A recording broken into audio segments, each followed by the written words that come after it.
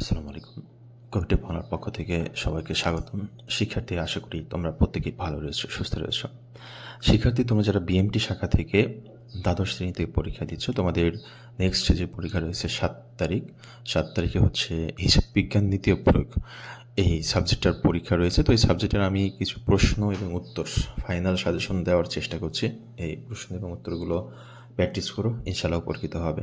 শিক্ষার্থী, কিন্তু তোমরা যারা এই মুহূর্তে আমার চ্যানেলে জয়েন করেছো, অবশ্যই চ্যানেলটিকে সাবস্ক্রাইব করে বেল আইকনটা অন করে রাখবে, কারণ পরবর্তীতে সকল প্রকার আপডেট সবার আগে পাওয়ার জন্য। শিক্ষার্থী, প্রথম যে প্রশ্ন রেখেছি সেটা হচ্ছে প্রাপ্য হিসাব বলতে কি বুঝো। 2 নম্বর হচ্ছে প্রাপ্য নোট কি, প্রাপ্য নোটের বৈশিষ্ট্য উল্লেখ করো। তাছাড়া প্রশ্ন রেখেছি অনাদায়ী পাওনা ও অনাদায়ী পাওনা সঞ্চিতির মধ্যে পার্থক্য। যমুনা ট্রেডার্সের একটি ম্যাথমেটিক্যাল প্রশ্ন রেখেছি। অনুপাত বিশ্লেষণের উদ্দেশ্য প্রশ্নটা রেখেছি।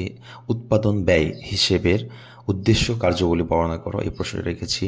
আর্থিক হিসাবের সাথে উৎপাদন ব্যয় হিসেবের সম্পর্ক আলোচনা করো। অংশীদারি ব্যবসায়ের সংজ্ঞা, অংশীদারি চুক্তিপত্রের বিষয়বস্তু, অংশীদারি ব্যবসায়ের গঠন প্রণালী, এই প্রশ্নটা মোস্ট ইম্পর্টেন্ট। এছাড়া লিমা, এশা ও তিশা এই ধরনের একটি প্রশ্ন রেখেছি, গাণিতিক ব্যাখ্যা। এখানে আরেকটা গাণিতিক ব্যাখ্যা রেখেছি, এটা তোমরা দেখবা। যৌথ মূলধনী ও কোম্পানি গঠন প্রণালী লেখো। তারপর প্রাইভেট কোম্পানি লিমিটেড আর হচ্ছে পাবলিক লিমিটেড, এটার মধ্যে পার্থক্য। তাছাড়া আমি দিয়েছি শেয়ার কি, শেয়ারের এবং হচ্ছে ঋণপত্রের পার্থক্য।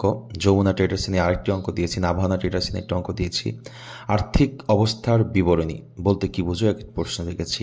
10% মূল্য সংযোজন কর বা ভ্যাট কি, মোস্ট ইম্পর্টেন্ট প্রশ্নটা।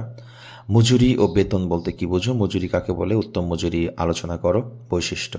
শিক্ষার্থীবৃন্দ, এই প্রশ্নগুলো তোমাদের মাঝে উপস্থাপন করার চেষ্টা করেছি।